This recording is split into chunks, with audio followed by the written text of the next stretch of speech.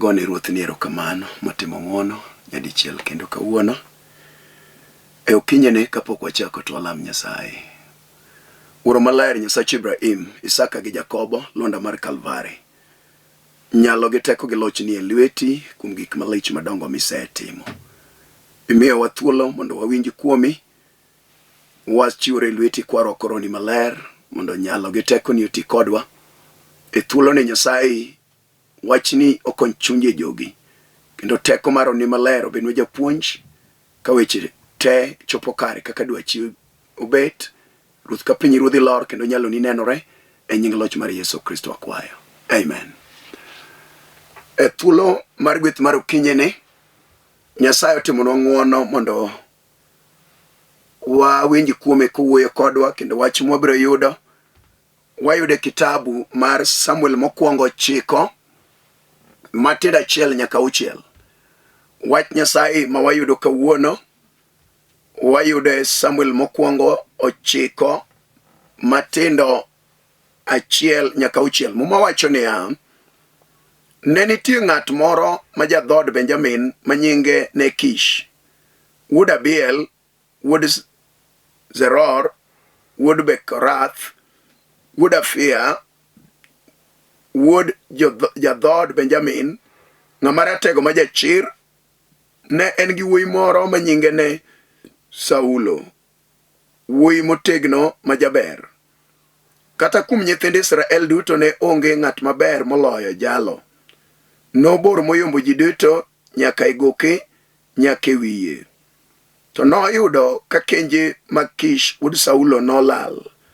Mit Kish noluwo ne wuode Saulo niya: kaw jatich achiel udhi kode kendo uwuogi udhi umany kenjego. Nokadho e piny gode mag Efraim kendo nokadho e piny Shalisha, to ne ok giyudogi. Eka nokadho e piny mar Shalim, to ne gionge kanyo. Nokadho e piny Benjamin, to ne ok giyudogi. To ka gibiro e piny mar Suf, Saulo nowacho ne jatichne mane ni kode niya: chiedhi wadogi, dipo ka wuora oweyo paro kenje koparore nikech wan. Jalo nowacho ne koro e dalani nitie ng'at Nyasaye, kendo en ng'at mimiyo duong'. Duto mowacho timore adier. We wadhi kuno dipo ka konyalo nyisowa kuom wuodhwa ma wantieni. Amen. Thuon wach yie madwana wuoye bang' somo wach en Gima Olal. Thuon wach yie en Gima Olal. Wach masomo notimore ndalo muma e kinde mag jonabi, ka jabura kendo jonabi Samuel ne ni e loch. Muma wacho ni e ndalo nogo ne nitiere familia moro e dhod Benjamin. Familia ni niluongo ni joka Kish. Kendo e familia no wach moro notimore. Wach manotimore ni e dala joka Kish ne chiaye olalie. Kenje joka Kish nolal. To mae wach manodhiro Kish ma jadhod Benjamin mogolo wuode miluongo ni Saulo. Saulo nowuok gi jatich kendo ne gidhi mondo gidwar kanyna manolal. To mae mochopo koda e thuon wach yie ni gima nogolo Saulo e dalagi ne en lal mar kanyna. Ne giwuok gi jatich ka gidhi dwaro kuonde ka kuonde mondo gifweny ni kama nade ma kanyna olalie. E thuolo ni oganda mag Israel gi jodong gi bende ne gidwaro mane gisetero ne ruoth mar Israel kendo jabura e ndalo no, kendo janabi miluongo ni Samuel. Wach mane gitero en ni ne gidwaro mondo gimbe giyude ruoth manyalo telo negi ka gidhi e lweny, ruoth manyalo ng'ado negi buchegi, jal manyalo bedo negi e kom ruoth kaka pinje mamoko. To wachno ne ok omoro Nyasaye, kendo wachno ne omiyo Nyasaye chunye nojur. Oganda mag Israel dwaro ruoth mondo bed negi jatelo kaka ogendini mamoko mag pinje ne nigi ruodhigi. Wachni jodong Israel dwaro ruoth. Joka dala Kish bende manyo kanyna. To weche ariyogi kariwo to go koda e wach achiel ne manyo Gima Olal. Chien kacha kisomo nonro mag joka Jakobo, mag joka Israel, mowacho ni gimomiyo thuolo nobedo malach en ni dhod Juda ka Jakobo gwedho nyithinde, to nogwedho dhod Juda ni kanye maludh nyinyo mar telo mar ruoth biro wuokie. To rochruok nodonjo bang' ka Juda norochore gi chi wuode, kendo jasigu nogoyo dhod Juda ma wachni obedo tienge nyaka tieng' mar 10. Eka wach mane Jakobo nokoro nochopo kare. To nikech ludh nyinyo ne ni e dhod Juda, wachni ne chuno mondo thuolo kal malach kadiere ka dhano bagni kendo manyo kama digi gowi e telo mar ruoth mar piny. To wachno ne ok nyal yudore. To mae momiyo Nyasaye noyiero dhod Benjamin. Benjamin en owadgi Joseph, kendo magi yawuot joka Rael, joma ne ikwano ni ot matin. To eka joka od Lea, kama nonyuole Juda, kama ludh nyinyo gi duong' ne nitie, wuodi makayo bende noketho. Aeto gino ne bagni imanyo ludh nyinyo gi jal manyalo ting'o ludhno, kapod imanyo kaka gini noduogo e dhod Juda. To wachni ema Nyasaye oketo chunya gi sani mondo el kendo aler tiende, aeto afuone e nonro modhi gi iye ne jal ma chunye biro yelore, to yudo adier e ngimane, e chunye, e dakne, e tijene, e rangae, e dalane, e dipo mare nitie Gima Olal. Agone ruoth erokamano. Gima Olal en gima nyo ng'ato nigo. Gima Olal en gima nyo ng'ato osemako, to ochako bwodhore wuok e lwete kata ogwenyorene. To gimomiyo imanye tiende ni en gima nigi nengo. En gima ng'ato onego konyrego kata otigo e wach moro e ngimane. To eka gino pusore owuok e lwete, koro nyalo dware. Wach masomo wacho ni e par joka Kish e dhod joka Benjamin. Kish ma wuod Abiel nowuoyo e dier dalane, e dier dipo, ka nokwano pith mag lee, mag jamni, mag chiayo, to oyudore ne diergi kanyo kanya kenje moko onge. To mae wach momiyo Kish nogolo wach ne Saulo ma wuode gi jatich mondo gidhi gidwar kenje ma onge. Ne en dwero, kendo ne giwuok ka gimanore gi chiemo, ka ok ging'eyo ni gibiro gowo bang' ndalo marom nade. To mae wach momiyo mumalero ni jal miluongo ni Saulo ni ne en jal majaber, ne en jal marabora, ne en jal manodongo. Kendo muma wacho ni kata goke noyombo yawuot Israel. Te idwero kare Nyasaye opango wach monego timre e dhod Israel.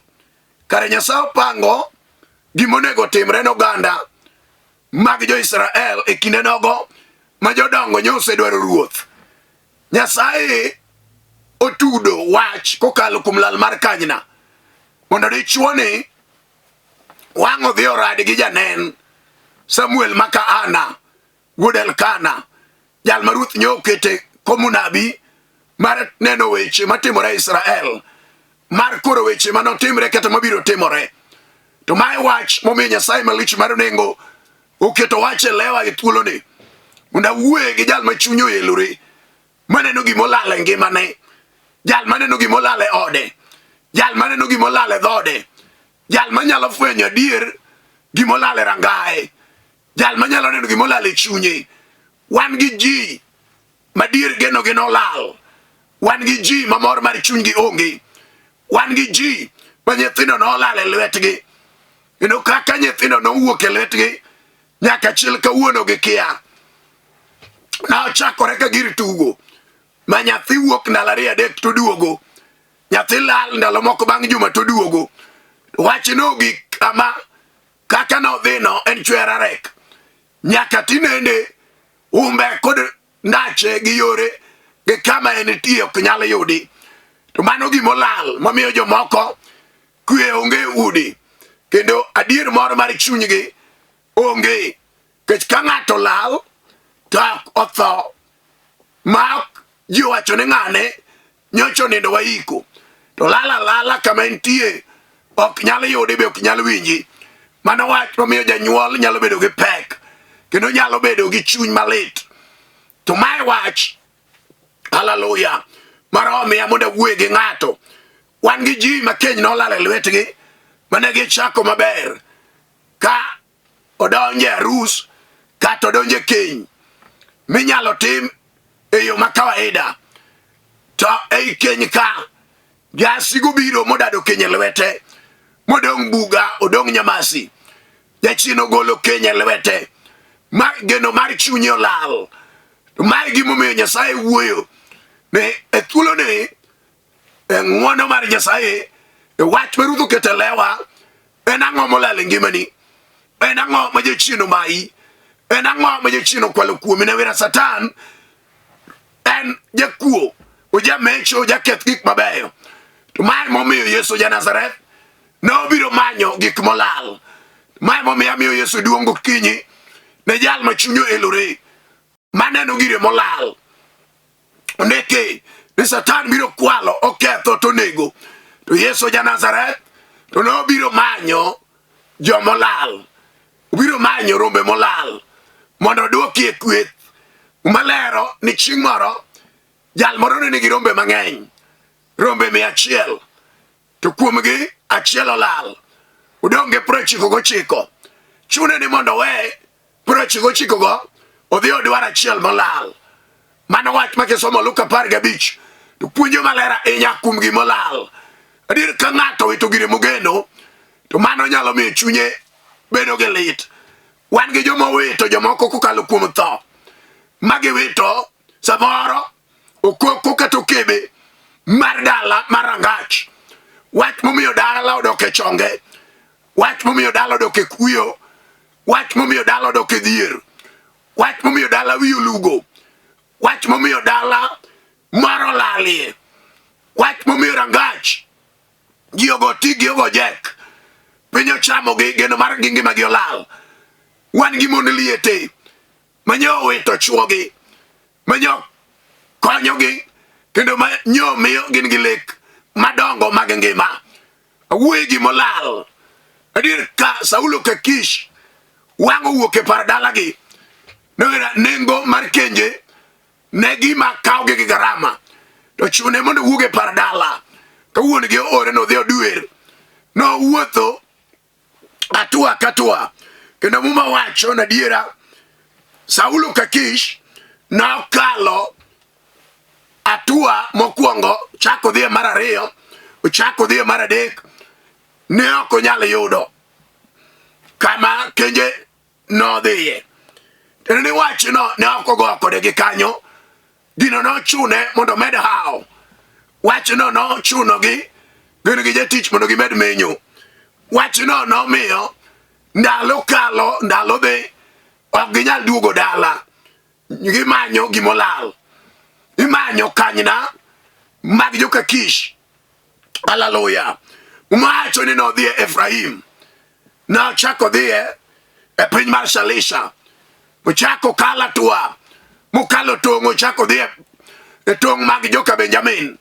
De chumanyo bunge, to gimanyo miere, to gimanyo kune ka kune nyaka mag lege, gimanyo nyaka kune makwath, kune kamanade machiaye, kata kanyna dibedni no lalie, mondo giduok gidala.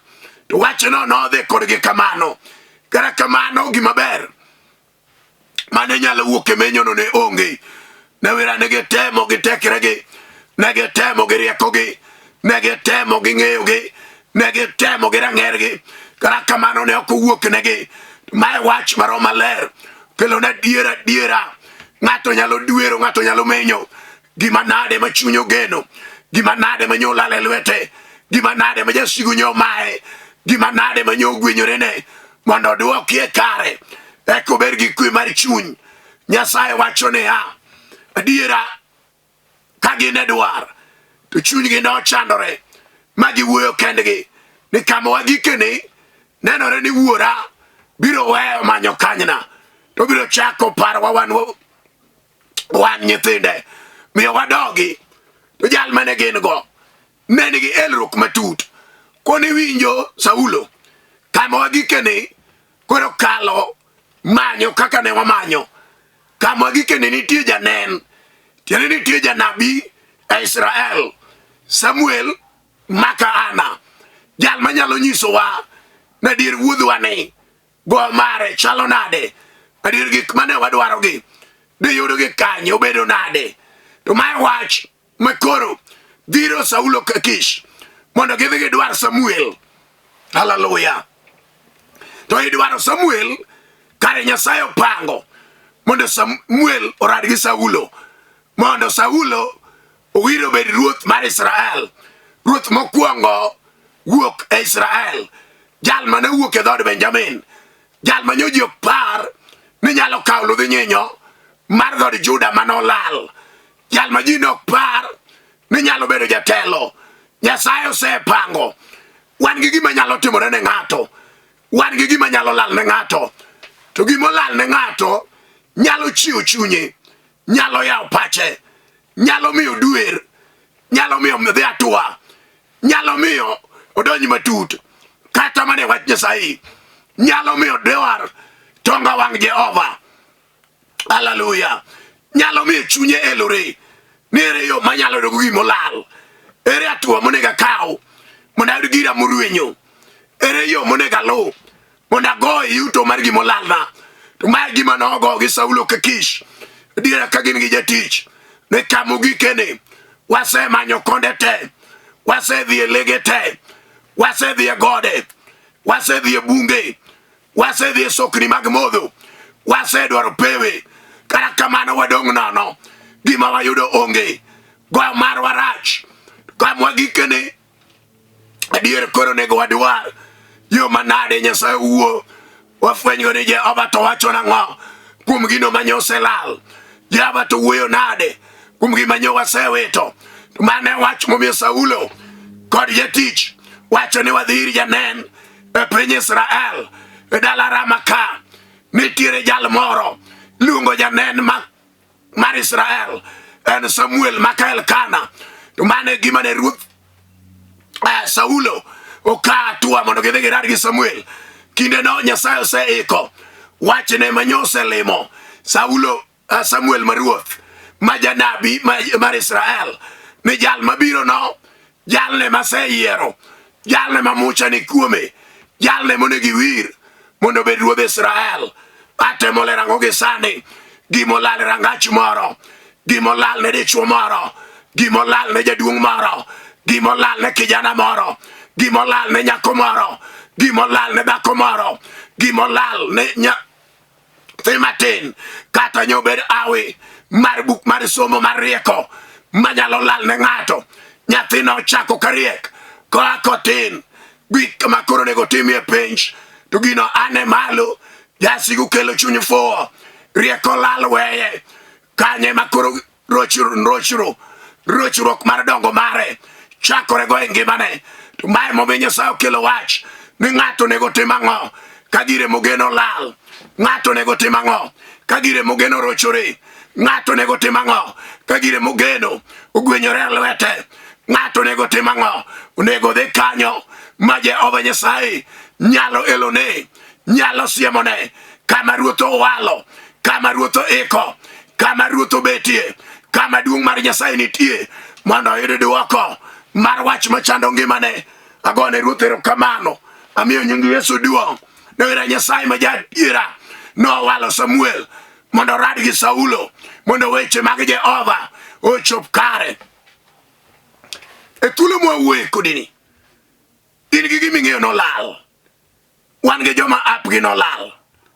Ne gichako ka gin gi hawi, kendo ne gidhi maber e tijegi kata mane ohala, to gi kare gigo nolal e ngimagi. Ma ng'at mano ande osechung' jasigo go ogorego modok e lowo, modok e ywagruok, modok e achiedh nade, modok e gwanyruok gi pado.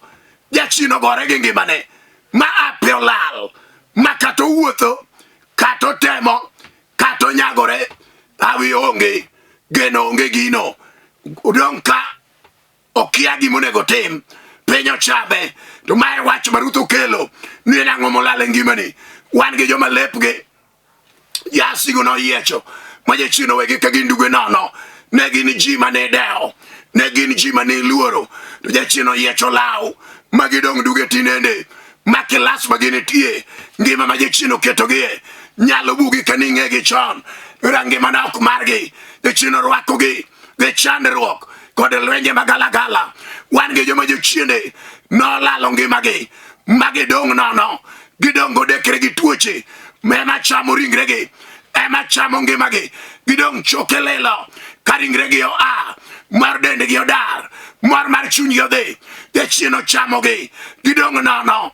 Mae wach milero, inena nade gima nyolalno, kar duoko mare ni kuom Jehova, kar duoko mare ni kuom Yesu, kar duoko mare ni kuom janabi ma Yesu nowalo.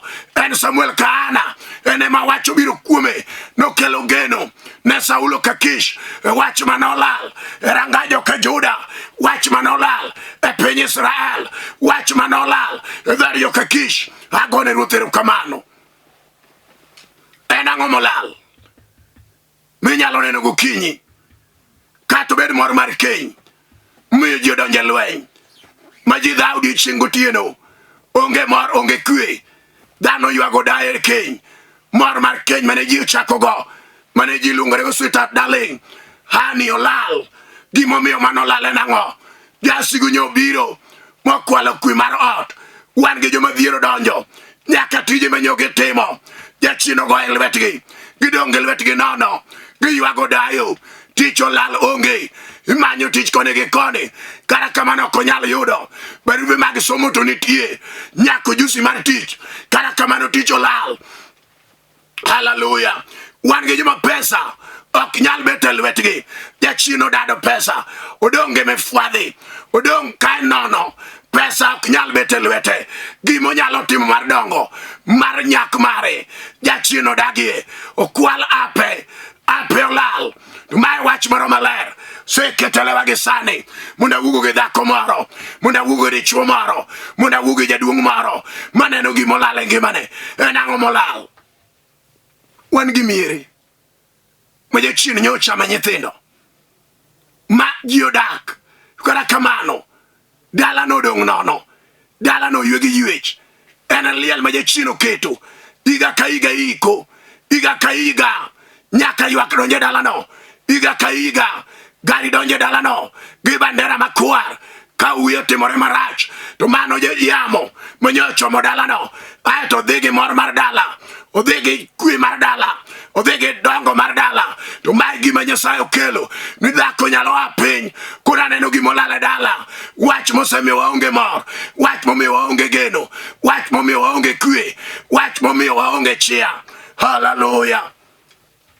Ung'o dog na mina, ng'ato nyalo fwenyo gimolal, gima chamo ngimane, gima chamo joge, gima chamo dongo mare, gima chamo kwe mar chunye, gima otieko geno, en ang'o molal e ngimani, makara kibedo piny, to me uma, en ang'o molal e ngimani, makara kibedo piny, chunyi onge kwe, en ang'o molal e ngimani, makara kibedo piny, ionge geno, en ang'o molal e ngimani, makara kibedo piny, nindo ok nyal teri, kata kugiko tieno, igowe lek maricho, igowe paro makone gi kone, wan gi joma chunygi, moro na olalie, gineno mondo gidere, ging'ad ngimani giae piny, to mae momiyo Nyasaye maduong' mar mbaka mar loyo, mumalero ni somane Samuel, norado gi Saulo, nowacho ne Saulo, kanyna mag babau, nyose yudore, kendo sama wuoyo kodini, Nyasaye oseyieri, mondo ibed ruodh Israel, mano wach mane ok ochano,